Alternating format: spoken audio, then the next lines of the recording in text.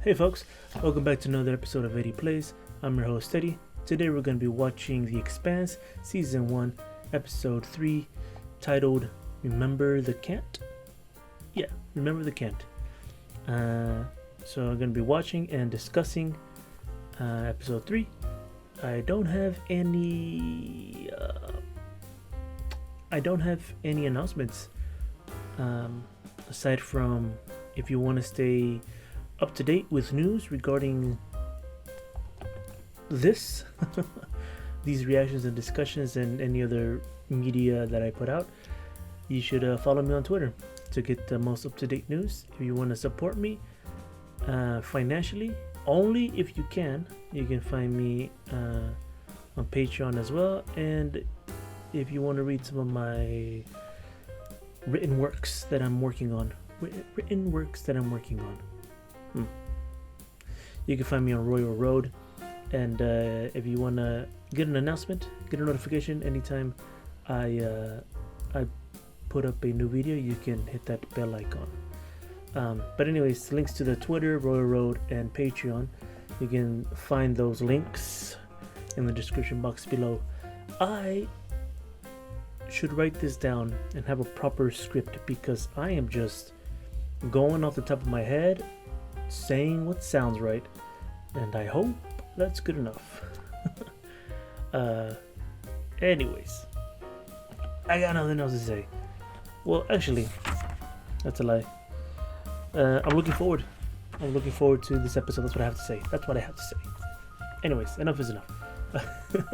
Let's go ahead and jump right in. So 3, 2, 1, start. For those of you that are following along, 3, 2, 1, start. 3, 2, 1, start. If you haven't seen episode 2 of this reaction and discussion, you can find the link to that in the description box below as well. Yeah, I should really rehearse this. Anyway, 3, 2, 1, start. Oh shit. It went out. It actually went out. Detective Miller's definitely going to hear about that.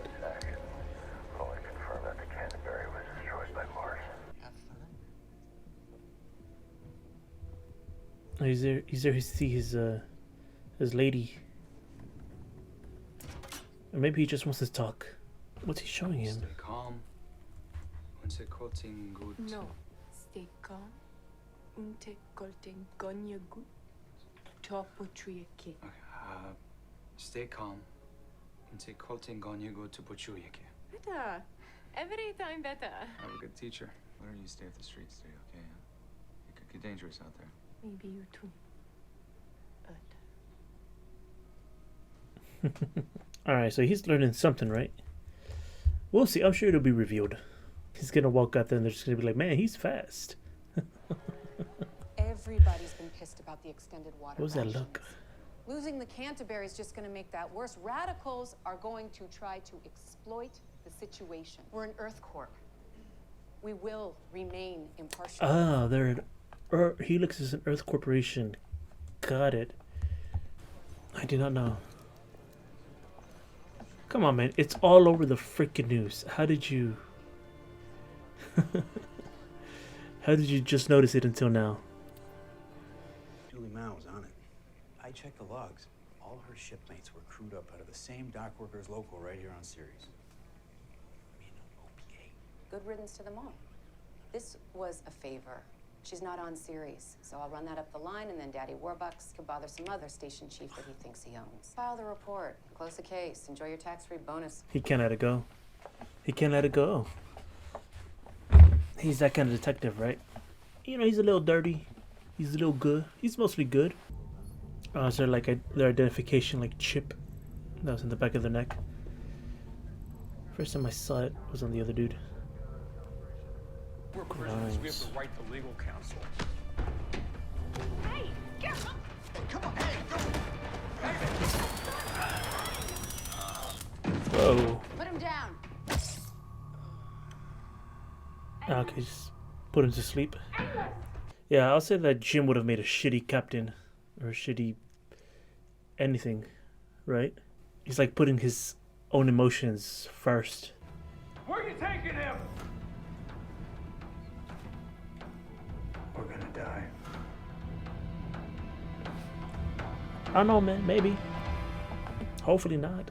And Mars gets the excuse they've always wanted to sweep in and pacify the station. This is a security issue. The Secretary General has to make a strong response. With those resources, Mars could finally cut the cord to If Earth. you want to war with Mars, this will get you one. The Admiral's right. Until we know more, we sit tight and wait. And therefore have no excuse not to come to my house this afternoon. No, I don't know if I'm any fun right now. Just gonna interrogate You him. look fine, but Craig is. Kill him. That's why I'm inviting you. Arjun is making plans. See you later.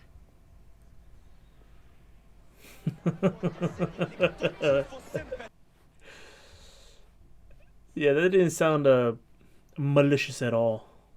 Mormons. The laugh shack once a week, and I'd love to prove you wrong. Can I put your name on the list tonight? A couple hundred years later, they're still wearing the same kind of Tonight, but I'd really like to check outfit. it out. How about next week? It would be my pleasure. Captain Shadid. That's great. I'll be in touch next week to remind you. Now you stay on him, because Captain tends to get kind of forgetful. Yeah, if you don't hear back from me, just keep trying. Will do, brother.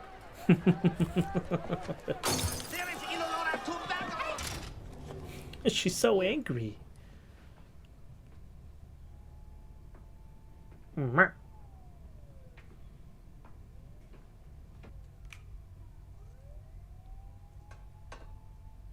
Boba?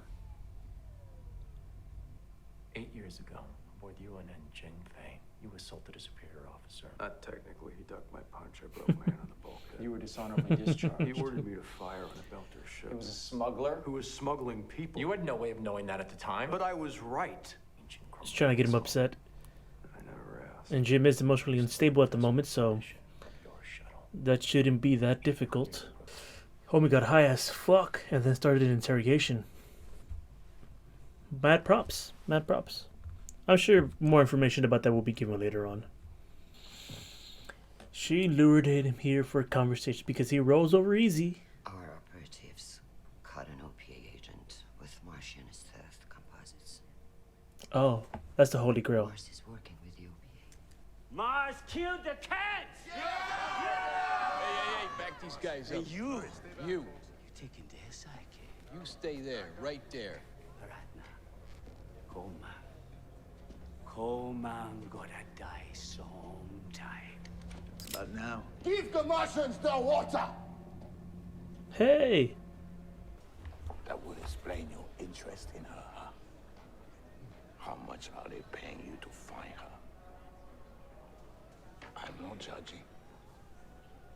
I wouldn't either. Just curious to know Money's what money, your bro. rate is. Especially in a place like this. In case I need you to suit up for a different side. What side would that be? An Earth Corp may pay your salary, but you were born here.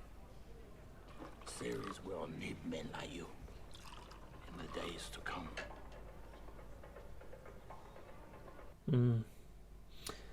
The days of severe unrest that will come. You think I'm OPA? I don't believe in causes and I will not be your scapegoat. I believe in science. There he goes again with the boba. Who registered the call? She gonna write him Someone out? who survived? She gonna write him out? The brute? Unlikely. The pilot? No? No, he's one of us. The so-called medic? No. So-called Was it you? medic. Was it you? Hands where I can see them. Little boba he takes is what he's able to like pick up on subtle things in their mannerisms, right? The hell is this? You join up? Wait, what? That's an option? What did you guys tell him? To suck it. Everything. I told them everything. Anything they wanted to know, I told them. I think I even made some stuff up at the end. I can't remember. I just kept talking. They told me Naomi's OPA. Is that true? Who cares? They'll say anything to get in our heads. They told me that you faked your medical records and signed on to the can to get away from a drug dealer who wanted you dead. Well, that's true. So. I like how he just thought about it. Like, yeah, so what? You stopped me from chasing down the ship that killed the can. Why? Because you were being a reckless idiot. Yeah? Or is it because they were friends of yours? No, dude, you're being fucking idiot. Hey! Enough! Hey! I'm ready to talk, but only to your captain. I'm ready to talk. The spike in chatter was panic. They were calling to see if anything was missing. And since they had to ask, it means that they didn't give it to anyone.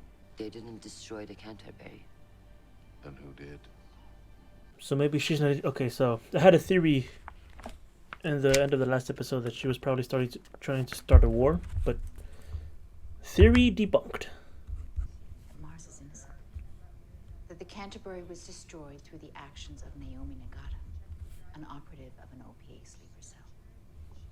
Are you willing to make that statement? That can't be true. Even if Naomi is OPA. Without her, I'd be dead. We've been tracking it inbound ever since we picked up your distress call. It's not one of ours, or Earth's, and it won't answer our hails. We suspect it was sent for Naomi Nagata. What do you think now?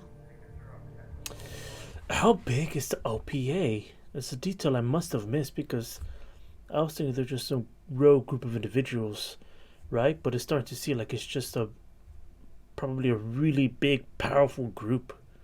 Get your ass back down to Medina now. We got problems. Funky cold Medina.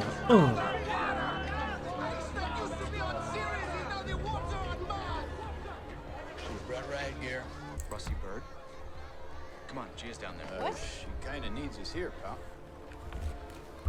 You want to take it? Go. Be all right.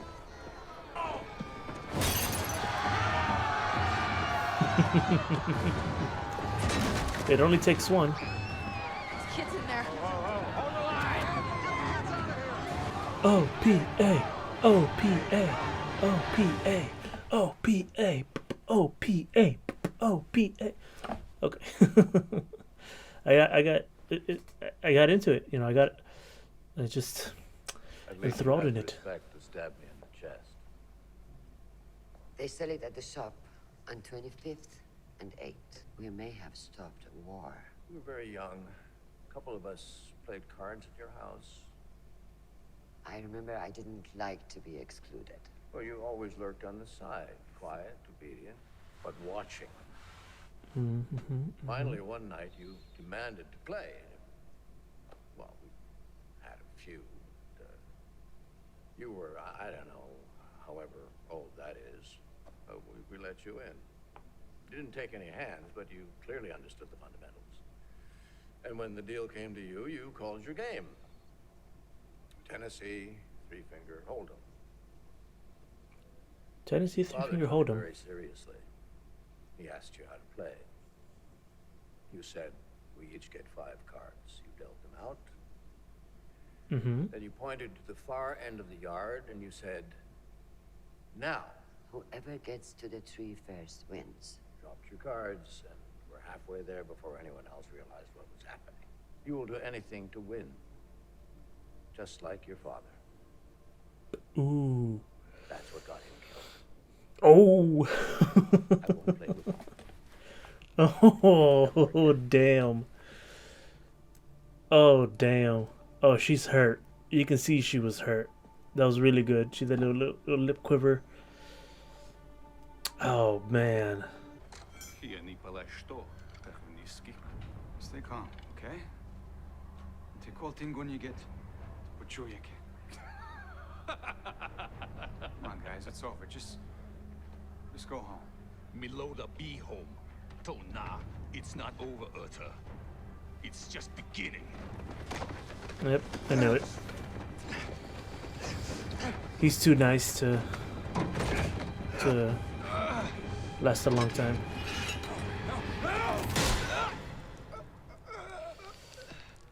Oh, and they're recording him too. Homie had nothing to do with it, and they still killed him. Damn.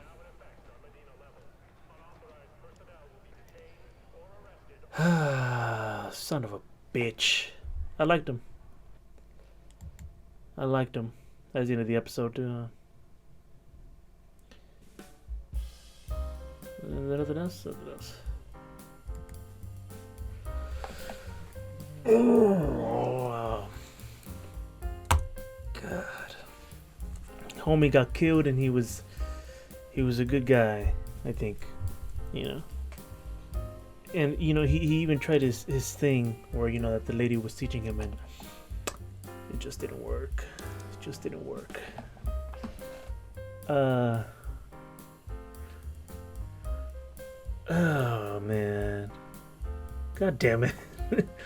I really didn't want him to die. I really liked him. But maybe it'll give the Detective Miller some motivation to like be a bit more hard on his investigation, right? Okay, so let's go over the episode. So Havelock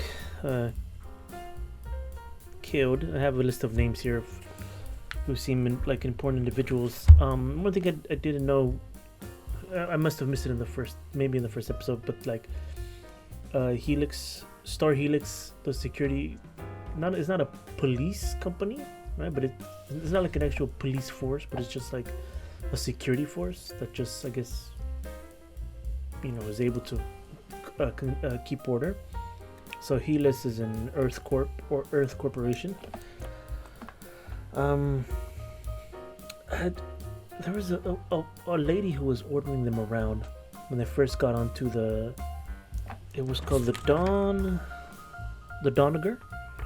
right? When the five first got into the Donegal, there's a lady who's ordering them around. Her name was Grimes. I wasn't sure if she was gonna come up later in the episode, but I guess, or if she's gonna have a more important role throughout the episode, but it didn't seem like that for this. You have Souther.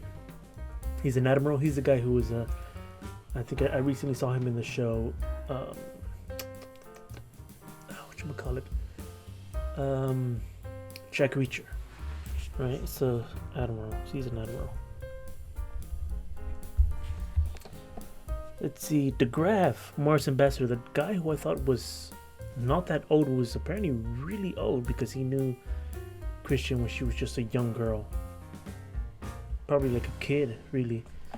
You're like, I remember that, but then I was like, oh, I guess he's not as old as he appears to be. I mean, I guess he's not as young as he appears to be. He's much older. Jim is a genetic mix, like 5 people and like another number of women. He was like created, right?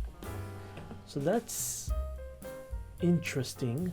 I'm looking forward to finding out more about that, how that works, right? Like a bunch of different women, a bunch of different men, they get all their, they make a gene pool and then they make one baby, and that baby was Jim, who was in the Earther Navy, and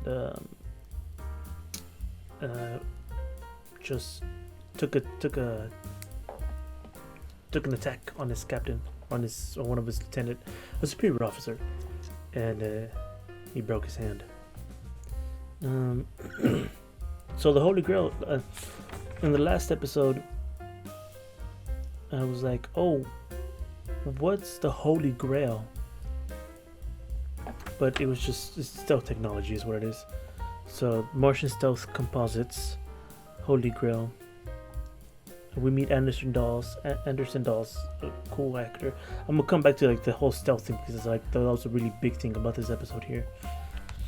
I mean, it's a big thing overall, but in this episode there was like a lot of ground covered. Doc Shed, quote unquote Doc Shed, faked his medical records to get a job in the Canterbury to get away from the drug dealer. And I love how he's being like really just honest about it all. He's like, yeah, that's true. Yep, I did it. Yep, this is what's happening, right? Like his focus is like he wants to survive, he wants to live. So he's like, whatever you want to know, I'll tell you.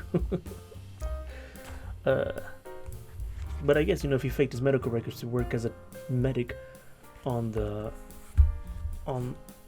Canterbury on a ice freighter, then yeah. So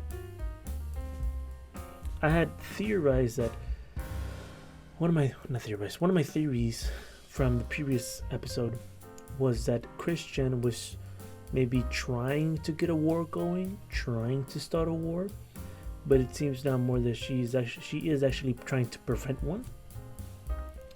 So she leaked that classified information about the Holy Grail, and that the the quote-unquote OPA agent that they captured, probably was.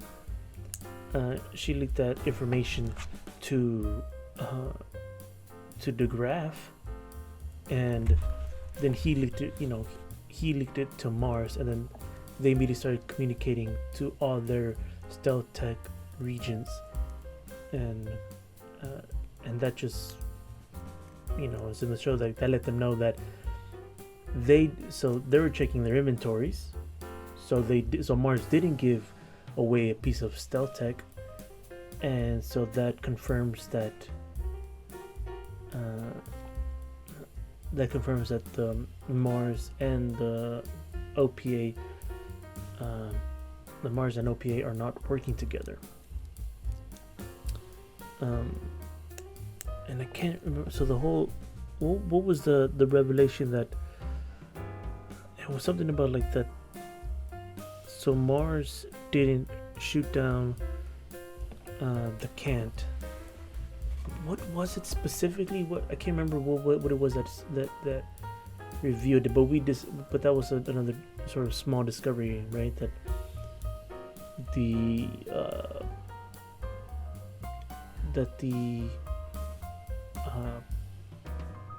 Canterbury was blown up by somebody else and not Mars. So I need to write this down. So in the beginning, in the first episode, we're giving a glimpse of what looks to be the ship's core drive, right? It's the ship's engine, and it's glowing blue, and there's like a lot of, like, whatever it is, a lot of energy. And then you see like a human is like being like either sucked into it, or they're like stuck in the core. So my best guess is, if it's OPA doing this, then, you know, they're doing some other kind of crazy, wacky, they're doing some other kind of crazy tech research. If it's not OPA, then maybe it's aliens. I'm just gonna go to that, right? I'm just gonna go to that possibility, like, oh, maybe it's aliens or some kind of other species, or some other developed human species that they're not aware of.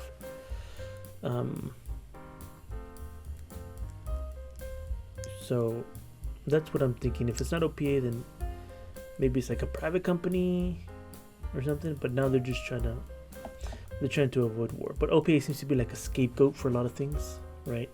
Like, oh, OPA, right? And I thought it was just like some kind of like protest group, right? So if it's like, oh, it starts to seem like, oh, they're like really, because in the beginning I'm thinking, oh, the OPA is just protest. They're just like radicals, do some terrorist stuff here and there. But the further we go through, the further we go, there's only episode 3, but even up to this point, it's starting to seem like OPA is like a powerful force, like almost as like, you know, you would have Earth as the, you know, number one in terms of like size, and, you know, in terms of size and like military power or whatever. It's like it feels like they're treating OPA like it's Earth, then it's Mars, and the power ladder. Then you have the Belters, and then you have the OPA, right?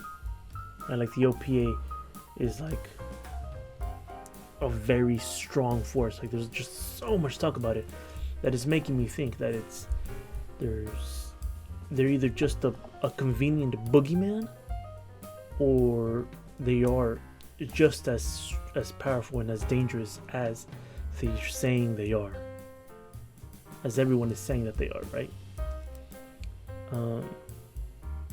So that's that. Let me see if I can think of anything. I don't know if I'm missing anything else. I went on the list. What I wrote down. Christian, that little conversation that they were having out, I wasn't sure where it was going. Well, I had a feeling that it was gonna, the conversation that Christian and DeGraff were having, or the story that he was saying. Like I first I knew that she was gonna set him up somehow, right? Because she said, because you roll over so easily, and then she walked away. She did like the kind of serious face, right? And then the camera cut. So I'm like, okay, she's gonna do something that's gonna most likely affect him negatively. And they have the dinner, and she leaks the information, and I'm like, okay. And then everything happens. That we find out about the Mars not giving away stealth tech, and then DeGraff is telling her the story, and I'm like, oh, he's telling her the story, and he's about to be like, I no longer want to have anything to do with you, right? But I wasn't sure where the story was gonna go. But it was a satisfying story, right? It was a satisfying, I guess, would it be called an anecdote? It was satisfying because it's like, it just leads you to like, well, I think in the game that they were playing, I don't know how it's even really played, but apparently it seems like she jumped the gun and ran to the tree. So maybe that she has that, like maybe she is calculated, and I'm sure she clearly is calculated, right? She was able to do all this in this episode, but like we see her calculated, and she's clearly smart. But I'm curious if we're gonna see Christian as like make like some heavy duty mistakes, right? Like I'm talking about like something that bounty paper towels can't even clean up, or at least similar to it. So I'm looking forward to seeing if that comes up, because DeGraff was like, you remind me of your father. You do anything to win, right? I'm paraphrasing. So Christian would do anything to win, just like your father, and then DeGraff wants nothing to do with her anymore. So yes, she prevented a war, but at the same time, we got to see what she's willing to put on the line to get the job done, right? To win. So this guy was clearly knew her since she was a child. DeGraff clearly knew her since she was a child, and hold up. And so we know, okay, she's willing to put because she thought, oh, like she can just make up with it, right? And that's the thing, right? Like she was willing to put this relationship that she has with this man, who she's known probably her whole life, on the line for this. So like, okay, I get it. But in her mind, she's thinking, oh, I believe that Christian is thinking, oh, it doesn't matter what happens to him. Like the consequences for him don't matter, because I still did something good. So it's gonna be like, oh, you did something good. So DeGraff. So maybe she thinks that DeGraff will say, oh, you did something good. You prevented a war. Okay, but that was clearly not what she was expecting, right? Because she came with a bottle of wine. She's like, here's some wine. This. She's just talking to him, and you can tell she's not expecting to be told, hey, I want nothing to do with you anymore by DeGraff, by her expression, like, because when he says that, she's heartbroken, right?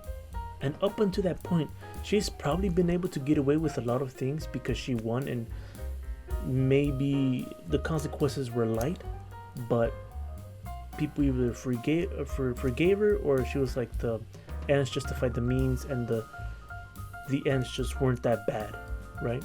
But this one, this end, you know, this end justifies the means. This end, this losing this lifelong friend, like, must have, like, that just definitely cut her. So I'm curious to see mistakes that she'll make, and I'm curious to see, like, what changes a bit. I mean, we haven't seen much of her. Well, I haven't seen much of her because this is just episode 3 of the first season. But I'm interested to see, like, if that will come up again, or, like, now that she's realizes, right? Now that Christian is like, oh, he's right, I would do anything to leave, and then Christian is gonna be like, well, I was hurt by him leaving, but now I'm fine, so let me keep doing that, right? Let me keep doing whatever it takes to win, to just, you know, succeed over everyone, over the enemy, quote unquote, the enemy. And then the consequences will continue to get severe for her, but they want to, like, the consequences will be severe, but she's going to begin shaking it off, right? She's like, well, I'm still here, I'm still going, whatever happens, that's it, whatever.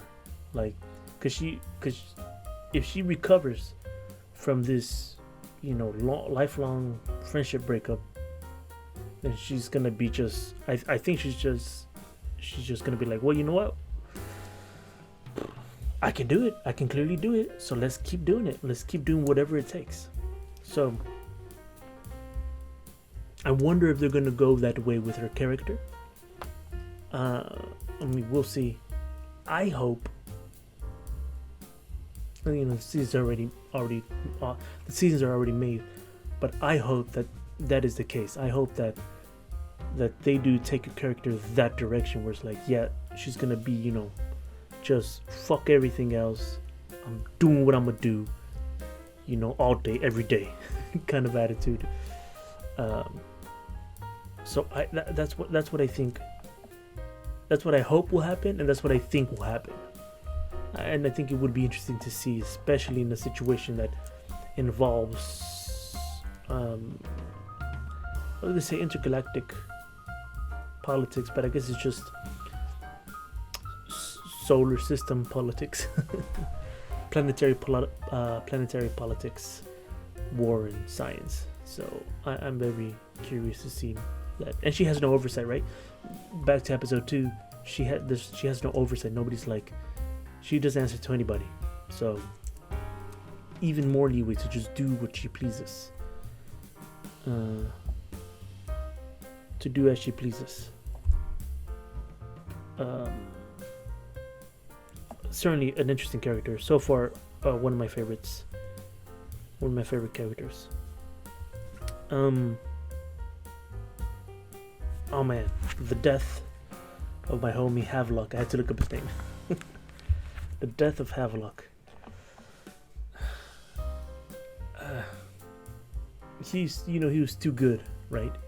He was too good, like, as a person. Like, every character that we've been introduced to is flawed in some way. Like, they all have some flaw. Nobody's entirely good, and we're seeing that in all the characters. Like, they might have knives, they might have conversations, but they all have something about them that there's just not. That, you know, you're not like 100% an angel, right? Everybody's got a little bit of everything. And then we're seeing then we saw what am I saying? We saw with Havelock, he's like, was coming to, like, he was showing, what am I trying to say? When I just talking so much. My mouth struggles to formulate words. Havelock was being shown to us as a good character, as a very decent individual, sure from Earth, but he was out on the belt. He was trying to help people. He was trying to learn, like, at least the belter culture, right? Because he was going to that Lady of the Night, and what would be Lady of the Night? Well, it's always nighttime, because they don't, not in the sun. Anyways, that's not important. He was going to her to learn how to, like, to learn the language a little bit, to, like, help people, like, calm down and everything. So you can see he's making an effort to try and do some good. And you know, in episode 2, they're like, oh, he's going to see this sensual woman. Like, who the fuck cares, right? But I'm assuming they're trying to get people like, oh, he's not all that good because he's going to see a sensual lady of the night. But like I said, who fucking cares? Anyways, we go to episode 3, and then we see, oh, he's going to her to learn the language and learn some things. And then, like, yeah, he's too good. And we see a little bit more, like, oh, look at the potential he has of being kind of a little bit, like, mischievous by sending that Mormon to the Captain Shadid.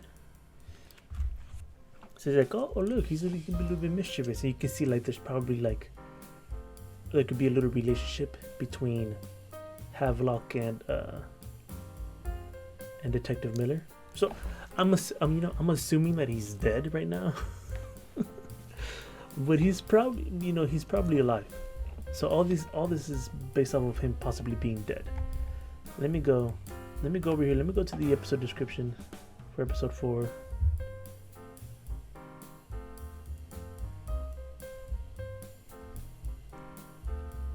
Yeah, never mind. I was gonna see if it's like maybe he shows up again as alive, but as far as episode 3 goes, at the end of it, he's dead. If he's not dead, yay! If he is dead, son of a bitch. But anyways, that's it. I mean, boy, that's it. I got nothing more to say. As you guys can see, I'm clearly intrigued by the character of Christian.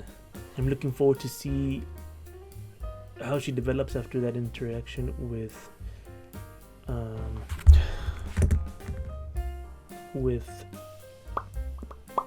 DeGraff, and see what path she goes down. So I'm looking forward to that, and I'm also looking forward to see, I didn't really go into it, but I'm sure there's going to be like a new group dynamic between the 5 survivors of the Canterbury, right? Because now that the truth is out there for most of them, then I think they're going to be a bit more malleable and more willing to work with one another. So I'm looking forward to seeing how that goes. But yeah, that's it. That's all I got. Well, if you guys enjoyed the reaction, and if you enjoyed this discussion, theorizing of character development and story development, please go ahead and leave a comment letting me know. And not letting me know. Well, yeah, sure. Leave a comment. Leave a comment with your thoughts. Leave a like if you enjoyed the video. Leave a dislike if you didn't enjoy the video. And subscribe if you would be so kind to do that. I'm looking forward to seeing episode 4. I really want to watch it today, but I'll watch it tomorrow. And in the meantime, I'll just think of like what else could happen. But anyways, until next time, folks, have a good one.